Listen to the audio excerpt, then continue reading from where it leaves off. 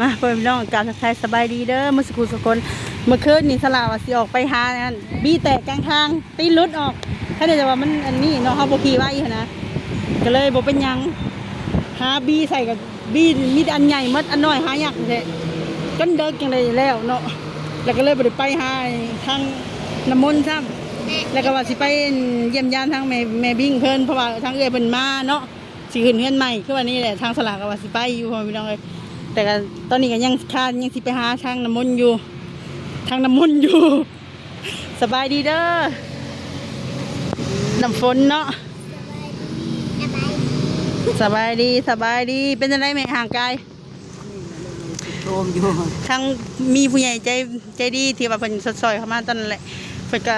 เบิ่งแย่งเพิ่นก็หักแพงนั่นแหละแล้วเพิ่นว่าเพิ่นมีเท่าไรแบบว่าเพิ่นก็ว่าแบ่งปันกันหั่นนะคือแบบว่าด้วยความหักแพงเป็นลูกเป็นหลานนี่แหละเพิ่นก็บ่ค่อยมีดอกแต่ว่าด้วยความที่ว่าอยากสดซอยทางน้ำมนต์แล้วก็ทางสละเนาะครอบครัวสละอันนี้ก็เพิ่นฝากมาให้ลิ้นปีใหม่ให้สละในอันนั้นโทรศัพท์อะไรพ่อแม่พี่น้องเอ้ยโทรศัพท์กับยี่ห้อ iPhone ก็ปีบ่ โดยเนาะกับสละก็เอาโทรศัพท์ของลูกนี่แหละเพราะว่าเพิ่นก็ได้มาเพิ่นใช้บ่เป็นให้เครื่องนึงเนาะ ถือก็แม่เงินนี่บ่แม่นเงินของสละคนเดียวเป็นเงินของอันในน้ำมนต์น้ำเนาะเพราะว่าเพิ่นให้ซื้อเขาไปให้ทางน้ำมนต์บิ้วปลิวนะปีใหม่สงกรานต์สบายดีปีใหม่ไหมลูกอวยพรไว้อวยพร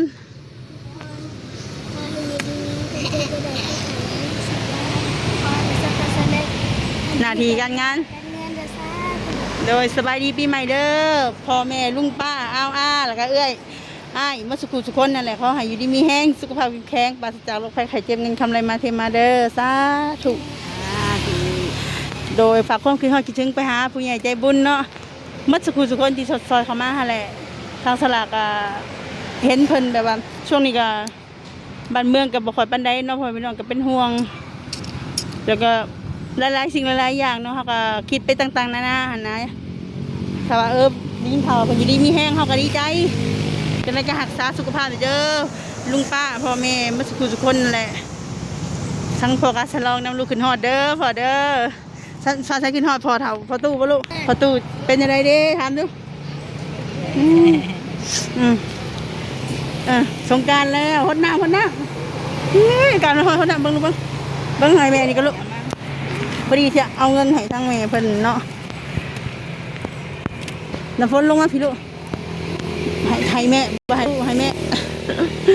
ครับโดยจากสบายดีเลยสวัสดีเด้อพ่อพี่น้องโดยเนาะทางสลับเป็นของน้องระหว่างเป็นเงินสลับเนาะเป็นเงินคนนี่เขาคนสลับเนาะเขาคนนี้เราก็มีทุกคนในรายเดอร์ที่สดซอยมาเนาะฝากเงินมาให้เขาทำพี่ไม่หรอกโดยเขามีทุกคนในรายเดอร์คนหนึ่งที่มีแห้งเขาติดแป้งฝากจากโรงพยาบาลที่ทำรายงานที่มาดูคือโดยวันที่ใช้กำไรเนาะใช่เนาะเขาเรียกสลับกับเล่นในทางเมนตัวเพิ่งให้สลับให้ละ50อยู่แล้ว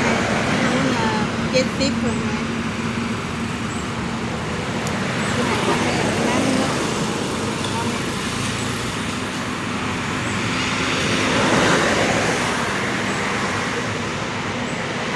ลูกนี่ค่อยๆลินปีใหม่อยู่คนละ3,000เนาะ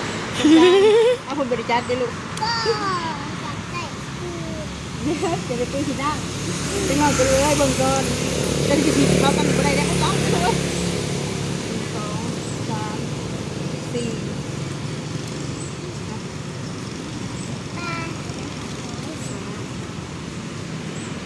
มาเบิ่งพอหลุด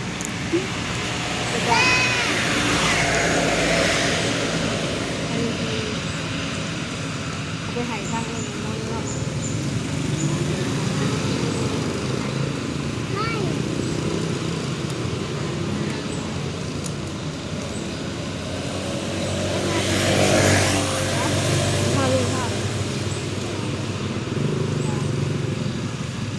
เด็กแม่ก็ได้โทรศัพท์นี้ลูกอะไรโทรศัพท์นี้ลูกเด็ก4 ล้านปลายลูกรวมทั้งหมด 200เช้าเนาะได้4 ล้าน6แสนนี่ก็เงินทองล้นเนาะตลาดนี้ขนาดนี้ก็เรียกว่าเด็กเลยนี่ตลาดเรือเจ็ด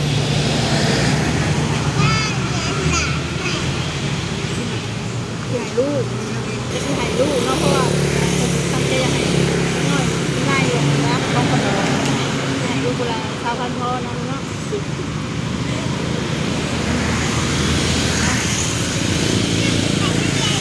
เห็นอะไร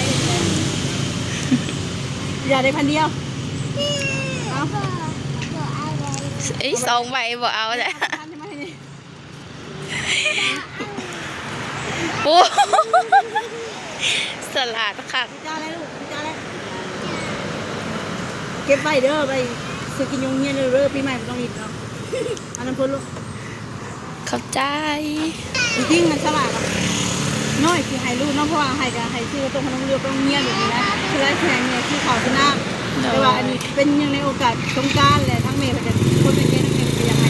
เล็กน้อยเด็กที่เขาต้มขนมนะได้ดินน้ำมูลูกคู่อะไรก็เลยก็เลยให้เล็กน้อยเนาะก็มีที่ให้ทั้ง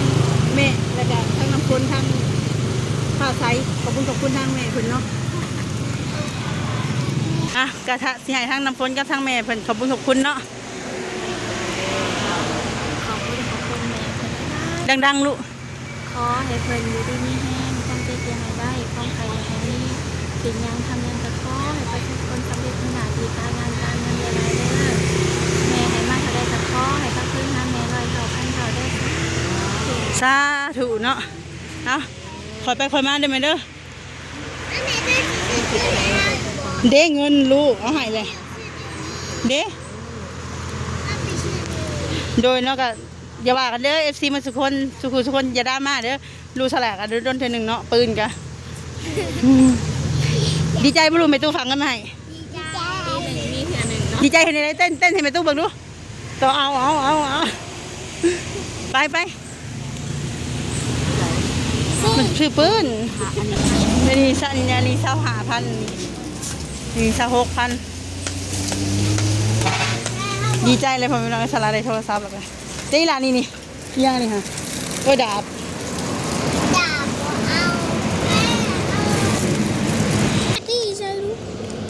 อันนี้มือสองนะโดยเนาะนี่มือสองพอมีน้องนี่ก็ได้พอมีน้องเลยตอนแรกว่าไอโฟนมันห่อนโพดได้หันโทรศัพท์กะอยู่รัก12นี่แหละพอมีน้องเลยแซ่บบ่ลูก ใช่ ดีใจปะ ดีใจ แม่ตู้อยู่ดีพี่แห้งเด้อสิลูก ไอ้ตู้อยู่ที่แม่เดินสุขภาพแข็งแรงเด้อ โทรไอ้แมสเซนเจอร์ฉลาดมันแบบว่าส่งข้อความเขาได้ฟังได้แต่ตอบกลับบ่ได้ให้ยืนยันตัวตนหน่อยไม่น้อยให้ยืนยันว่าดำเนินการยืนยันตัวตนอันยังก็เอาหนังสือเดินทางหรือว่าใบขับขี่หรือว่าพาสปอร์ตหรือว่าอันยังก็บัตรประจำตัวมายืนยันจังอันนี้ได้เขาก็งงกันอยืนลินอยู่ดีๆว่าเมื่อเช้านี่ก็เสร็จหาอีเมลอยู่ดีอยู่แต่หลังจากนั้นก็บ่ได้เลยให้เอาแบบสิ่งสำคัญเนาะเขาก็บ่กล้าบ่ได้หั่นนะเพราะมันเป็นบัตรประจำตัวบ่หรือว่าหนังสือเดินทางนะมันมีอันนี้เฮาวันเดือนปีเกิดหยังเฮาอะเนาะมันก็เอากับญาติมันเสี่ยงแน่หั่นนะเอาแม่ไปได้แล้วซะโดยเนาะทางสลากก็จังน้อยก็ชาวบ้านเช็ดแบบไปมอบเครื่องของให้ทางน้ำมนต์แล้วก็สีแบกไปหาทางแม่เพิ่นเนาะเพราะว่าเพิ่นก็โดนๆเพิ่นก็มาเยี่ยมยามที่นึงอะนะเพราะว่าน้อยสิมีโอกาสได้พบเจอกับผู้ใหญ่ใจบุญเนาะโดยก็สลากก็สิแบกไปเยี่ยมยามถามไทยเบิ่งเพิ่นเพราะว่าเพิ่นก็มีบุญคุณกับสลาเนาะสดซอยสลาที่ผ่านมาก็โดยจังได๋ก็สลากก็สิได้ขอโตแล้วพ่อพี่น้องเอ้ยขอบคุณทางแม่หลายๆเด้อที่เมตตาเนาะครอบครัวสลาสดซอยเข้ามาให้สลาได้ซื้อโทรศัพท์แล้วก็ให้ได้ดินบุญปีใหม่และได้ให้สลาได้เป็นสะพานบุญแต่ขอให้แม่อยู่ดีมีแห้งสุขภาพแข็งแรงปราศจากโรคภัยไข้เจ็บเงินทำอะไรมาเทมาเด้อแม่เด้อว่าสิคิดยังทำยังกับขอให้ประสบผลสำเร็จเดินทางไปไสมาไสกับขอให้ตลอดปลอดภัยแม่สามารถทำได้กับขอให้ขึ้นกำหาลอยเท้าบรรเทาเด้อสาธุเลยเนาะคลิปนี้ก็ขอจบคลิปไปเพียงเท่านี้พบพ่อคลิปหน้าสำหรับคลิปนี้เขาก็เข้ามาสบายดีเด้อ บายจุบลาจุบลาจุบลาโดยเงินเต็มเงินเต็มกระเป๋าเลยบ่โอ้ไปเลยพ่อพี่น้องเลยเจอสลากก็สิได้ไปซื้อเขาซื้ออันนี้ให้น้ำมนต์พ่อพี่น้องเลยอันนี้เอารถเข้ามาเนาะนี่บนรถสลากโอเคคลิปนี้ก็เขาว่าสบายดี